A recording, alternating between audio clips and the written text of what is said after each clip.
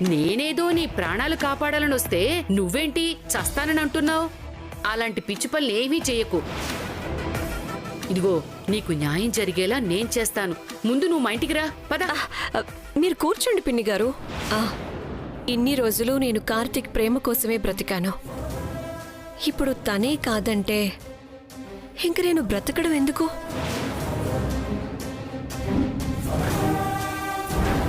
కార్తీక్ కోసం నేను ఏమైనా చేయడానికి సిద్ధంగా ఉన్నాను. ఏదైనా చేస్తాను, చేసి తీరతాను. అమ్మా! అబ్బా!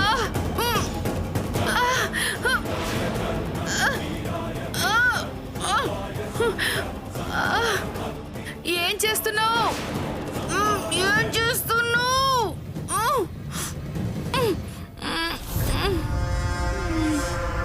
ఏంటి ఇది ఇలా చేసిందని అవాక్కయ్యావా? అర్ధపావు భాగ్యం. చదువులేని దద్దమ్మవి, నీకే ఇన్ని తెలివితేటలుంటే డాక్టర్ని. పైగా నా పనికి అడ్డొస్తే అడ్డు తొలగించుకోవాలని చూసేదాన్ని. నాకెన్ని తెలివితేటలుండాలి చెప్పు? నువ్వు తీసుకున్న గోతిలో నువ్వే పడతావని అస్సలు ఊహించలేదు కదూ. నువ్వే కాదు, నీలా ఎవరు ఎన్ని ప్లాన్లు వేసినా నా పెళ్లి కార్తీక్తో జరిగి తీరుతుంది.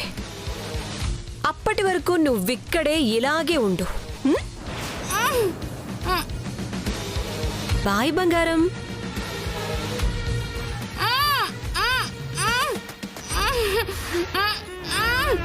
మీరింకా పట్టనట్టే ఉంటే మోనిత ఎంత దూరమైనా వెళుతుంది డాక్టర్ బాబు. అందుకే మీరే స్వయంగా తెలుసుకోవాల్సిన విషయాలు కొన్ని ఉన్నాయి. అవి తెలుసుకుని రండి. అసలు నువ్వు ఎక్కడికి వెళ్ళావు? నన్నేమీ అడుగుద్దు డాక్టర్ బాబు. మీరు అక్కడికి వెళ్తే అంతా తెలుస్తుంది. అదేంటో నువ్వే చెప్పొచ్చు కదా. నేను చెప్పి చెప్పి శతాబ్దం గడిచిపోయింది. మోనిత గురించి మీకు ఇప్పుడు తెలిసింది, నాకెప్పుడో తెలిసింది. అప్పటి నుంచి చెప్తూనే ఉన్నాను, హెచ్చరిస్తూనే ఉన్నాను, వినలేదు. ఇప్పుడు నేను చెప్పినా మీరు పట్టించుకోరు. అందుకే చెప్పాల్సిన వాళ్ళు చెప్తారు. ఎవరు?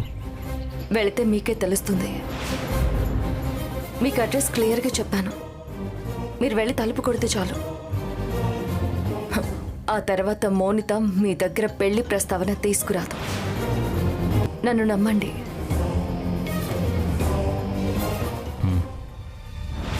తాళం ఇస్తుందేంటి? నేను వస్తున్నానని ఫోన్ చేసి చెప్పినా కూడా ఈ టైంలో ఇదెక్కడికి వెళ్ళి ఉంటుంది? తన పని తనదే కానీ ఎదుటి వాళ్ళ గురించి ఎప్పుడూ పట్టించుకోదు. ఎక్కడికి వెళ్ళి ఏం వెలగబెడుతుందో ఏమిటో. ఇప్పుడే ఫోన్ చేసి రమ్మంటాను.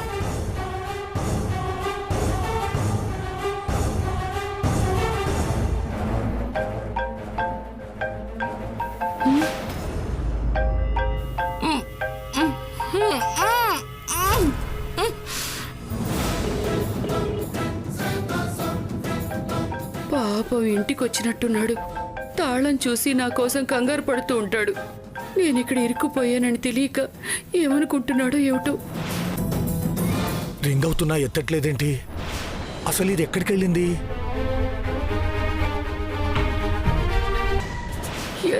ఇరుక్కుపోయాను. లేదంటేనా దీని సంగతి తేల్చేదాన్ని.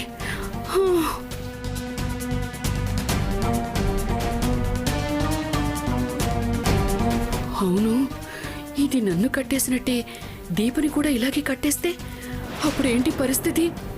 సమయానికి ఊళ్ళో సౌందర్యవతిని కూడా లేదు. ఈ మాయదారి మోనిత నిజంగానే దీపని కట్టేస్తే ఇక రేపు జరగబోయే పెళ్లిని ఆపేదెవరు? మోనితని అడ్డుకునేదెవరు?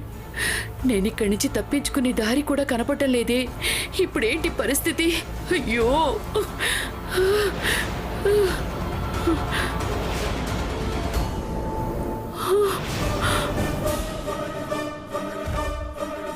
నాకు కార్తీక్కి పెళ్లి. ఇదిగోండి రసీదు చూడండి. ఈ నెల 25వ తేదీన రిజిస్టర్ ఆఫీస్లో జరుగుతుంది. నువ్వు ఎవరి జోలికి వెళ్ళావో తెలుసా? నువ్వు ఎవరిని తీసుకొచ్చావో తెలుసా? నా గురించి నీకు తెలీదు. నా గురించే నీకు తెలియదు. అంత పుడింగివా? మీ మేడం నడుగు చెప్తుంది. అసలు నువ్వు మా మేడం జోలికి ఎందుకు వెళ్ళావురా? మీ మేడమే నన్ను వెతుక్కుంటూ వచ్చింది. ఒక్క ఫోన్ కొట్టి నిన్ను లేపేయమంటే స్పాట్లో లేపేస్తాను. ఒక ఫోన్ కొట్టి చెప్పు, ఇదే నీ ఆఖరి ఫోన్ అని చెప్పు. అంటే నన్నే లేపేస్తావా? ఒకే ఒక పోటుతో చస్తావు. ఏంట్రా ఆ చూపేంట్రా?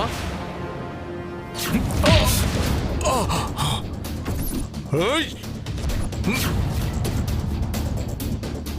ఇప్పుడు నిన్ను పొడిచి చంపేస్తే ఎవర్రా దిక్కు? మీ అక్కొచ్చి కాపాడుతుందా? అదిగో మా అక్కొచ్చింది. నిన్ను షూట్ చేసి చంపడానికే వచ్చింది. రై!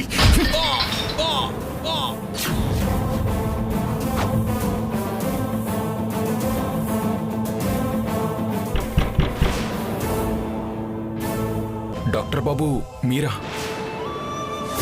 మీరు వెళ్ళి తలుపు కొడితే చాలు. ఆ తర్వాత మౌనిత మీ దగ్గర పెళ్లి ప్రస్తావన తీసుకురాదు. ఈ రౌడీతో పెళ్లి ఆపించాలనుకుందా దీప? నన్నే కట్టిపడేయాలని చూస్తావా?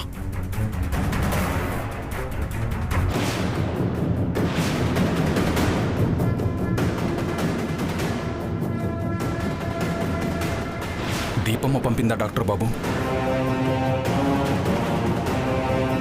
వీడెవడు? ఆ మోనిత నా మీద కాపల పెట్టిన రౌడీ. మరి నువ్వు? అదేంటి డాక్టర్ బాబు అలా అడుగుతున్నారు? నేను మీ డ్రైవర్ని. అంతకుముందు నిన్నే. అంతకుముందు నువ్వెవరో? నేను రౌడీనే, కానీ నన్ను హంతకుణ్ణి చేసిందే ఆ మోనిత. మీకు తెలియకుండా మీ వెనకాల ఎన్నో కుట్రలు చేసింది. దీపమ్మకంతా తెలుసు డాక్టర్ బాబు. అసలు హిమని చంపించిందే. ఇదంతా నాతో చెప్పమని చెప్పిందా మీ దీపమ్మ? ఇదేనా నువ్వు చెప్పాల్సిన విషయం? ఇది నాకు ఇంతకు ముందే చెప్పావు కదా. అవును, అప్పుడు మీరు నమ్మలేదు. ఇప్పుడు మాత్రం నమ్ముతాను అనుకుంటున్నావా? దీనివల్ల పెళ్ళే లాగుతుందంజీ. వదిలే, నీ లైఫ్ స్టైల్ మార్చుకో.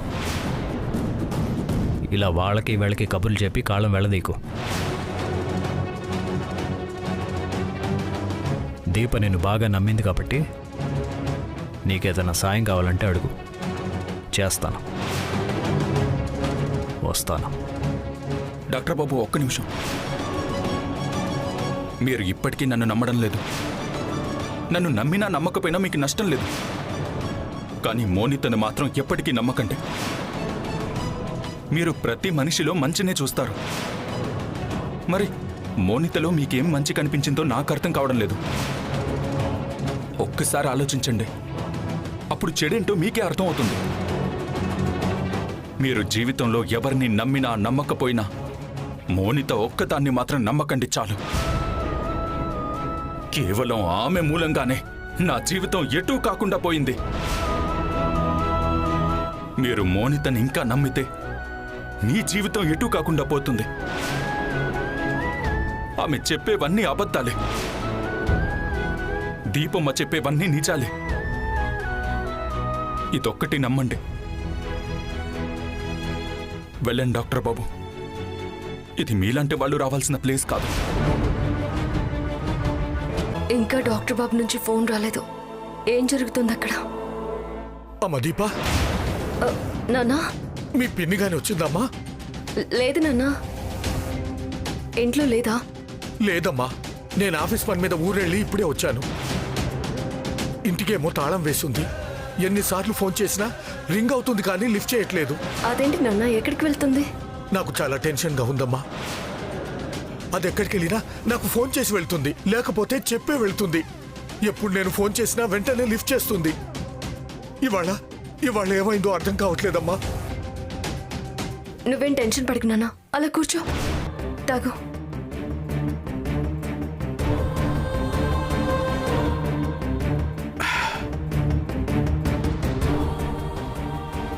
ఉండు, నేను కూడా ఒకసారి ట్రై చేస్తాను.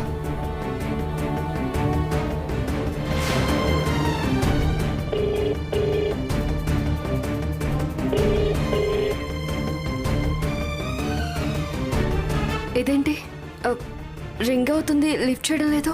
నేను దారంతా ఫోన్ చేస్తూనే వచ్చానమ్మా. పిన్ని మార్కెట్కి చెట్టీలు వేసే కనకం దగ్గరికి తప్ప ఎక్కడికి వెళ్ళదు కదా నాన్న. వస్తే ఇక్కడికి రావాలి. నిన్న ఫోన్ చేసి మార్కెట్కి వెళ్ళి వారానికి సరిపడా కూరగాయలు తెచ్చాను అని చెప్పింది. కనకం ఇంటికి రాలేదని చెప్పింది. ఇక్కడికి రాలేదు. శ్రావికి ఫోన్ చేసావా? చేశానమ్మా, అక్కడికి రాలేదట. శ్రావ్య కూడా కంగారు పడుతుంది. ఏమై ఉంటుంది? నాన్న అది పిచ్చిదానిలా వాగినా మంచిదమ్మా. ఒకప్పుడు రాక్షసిలాగే ఉండేది, కానీ కానీ ఇప్పుడు పూర్తిగా మారిపోయింది. బంధాలు బంధుత్వాలు అంటే ఏమిటో తెలుసుకుంది. నీ గురించి కూడా బాగా ఆలోచిస్తుంది. నాకు తెలుసు నాన్న. పిన్ని ఇప్పుడు పూర్తిగా మారిపోయింది. నా విషయంలో సొంత తల్లిలాగే ఆలోచిస్తుంది. అవునమ్మా, మనసు రకరకాలుగా పోతుంది. ఏ యాక్సిడెంట్ అయినా అయిందేమో, ఫోన్ మాట్లాడలేని పరిస్థితిలో ఉందేమో. చచ్చా, అలా ఆలోచించకు నాన్న. ఫోన్ సైలెంట్లో ఉందేమో, చూసుంటే వెంటనే చేసుండేది. నువ్వేం భయపడుకో. రా కూర్చో. లేదమ్మా, నాకేదో భయంగానే ఉంది. తెలిసిన వాళ్ళందరి ఇళ్లకు వెళ్ళి తెలుసుకుంటాను. వస్తానమ్మా.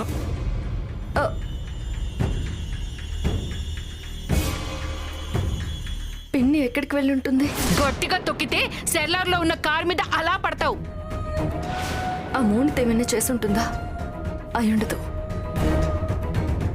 పిన్ని వల్ల దానికి లాభం లేదు, నష్టం లేదు. మరెక్కడికి వెళ్ళినట్టు?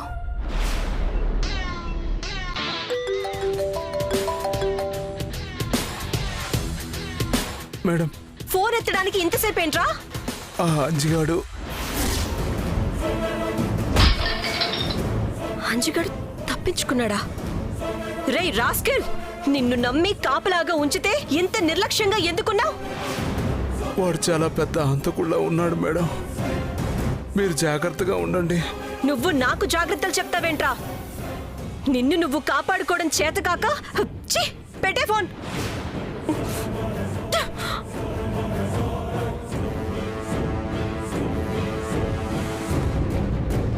అంచుగాడు ఏదైనా ప్లాన్లో ఉన్నాడా? టాబ్లెట్స్ వేసుకున్నావా డాడీ? మింగి చచ్చానులే. అదేం జవాబు డాడీ? బాగా టెన్షన్గా ఉందిరా. ఏమైంది డాడీ? అదే 25వ తారీఖు ఆ మోనిత రిజిస్ట్రేషన్ ఆఫీస్లో పెళ్లి తేదీ ఖరారు చేసింది కదా. అవును. వాడు ఏ నిర్ణయం తీసుకోబోతున్నాడో అర్థం కావడం లేదురా. బావగారు మోనితనేం కేర్ చేయరు మావయ్య గారు. మీరేం టెన్షన్ పడకండి. అవును, నేను ఆ సంగతే మర్చిపోయాను. నువ్వు అసలు దేనికి టెన్షన్ పడకూడదని డాక్టర్ వర్ధన్ చెప్పారు కదా. మీరు ప్రశాంతంగా కూర్చోండి. దేనికి టెన్షన్ పడకుండా ఉండడానికి నేనేమైనా శిలా విగ్రహాన్నా? నేను మనిషినిరా. నా కొడుకు భవిష్యత్తే నాకు ప్రశ్నార్థకంగా కనబడుతోంది. నాకే ఇలా ఉంది, అవతల నా కోడలు ఇంకెంత టెన్షన్ పడుతుందో. మనం అంతా ఉండి వాళ్లకు ధైర్యం చెప్పకుండా ఇక్కడ ఉండడం ఏంట్రా? నిజమే ఆదిత్య, నేను పొద్దున్నే అక్క దగ్గరికి వెళ్దాం అనుకున్నాను. అమ్మకి ఫోన్ చేసి దీపు గాడిని అమ్మ దగ్గర వదిలి పెడదాం అనుకున్నాను. 10 సార్లు ఫోన్ చేసినా ఫోన్ ఎత్తడం లేదు. ఫోన్ ఇంట్లో మర్చిపోయి బయటికి వెళ్ళిందేమో. ఆదిత్య, నన్ను ఆ ఇంటి దగ్గర డ్రాప్ చేయరా. డాడీ, రేపు మాపు మమ్మీ వస్తుంది. ఈలోపు మమ్మీ అప్పచెప్పిన వర్క్ కంప్లీట్ చేయకపోతే ఊరుకోదు. రేపు పొద్దునే వెళ్ళిపోదాం డాడీ. 25వ తేదీ అని ఓ ముహూర్తం పెట్టుకుని కూర్చుంది కదా ఆ మోనిత. అన్నయ్య వదిన ఏ పరిస్థితిలో ఉన్నారు? మీరు ముందు ఇలా కూర్చోండి డాడీ, కూర్చోండి. అన్నయ్య అంత ఈజీగా మోనిత మాటలకి లొంగిపోడు. ఇప్పుడు నువ్వు ఉన్న పరిస్థితుల్లో అక్కడికి వెళ్ళడం నాకు ఇష్టం లేదు. ప్రశాంతంగా ఉండండి డాడీ. అవును మావయ్య, బావగారు గురించి మీరేం టెన్షన్ పడకండి. ఏం కాదు. శ్రావ్య, నువ్వు వెళ్ళి డాడీకి కాఫీ పట్టరా. అలాగే. వీళ్ళు నన్ను వెళ్ళనిచ్చేలా లేరు. అక్కడ దీపొక్కతే ఎంత టెన్షన్ పడుతోందో.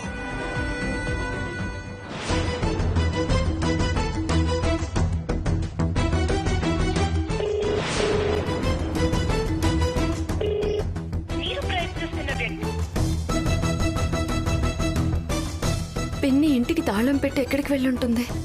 వెళ్ళినా ఎవరో ఒకరికి చెప్పి వెళ్ళుండేది కదా. ఏం చేయాలి ఇప్పుడు? అటు అంజి దగ్గరికి వెళ్ళిన డాక్టర్ బాబు కూడా ఇంకా రాలేదు. ఏం జరిగిందో తెలియడం లేదు. 25వ తేదీ.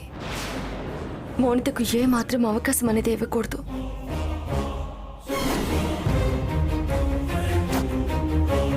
అమ్మా, ఆన్లైన్ క్లాస్ అయిపోయింది. ఏంటమ్మా ఏదో ఆలోచిస్తున్నావు? ఏం లేదు.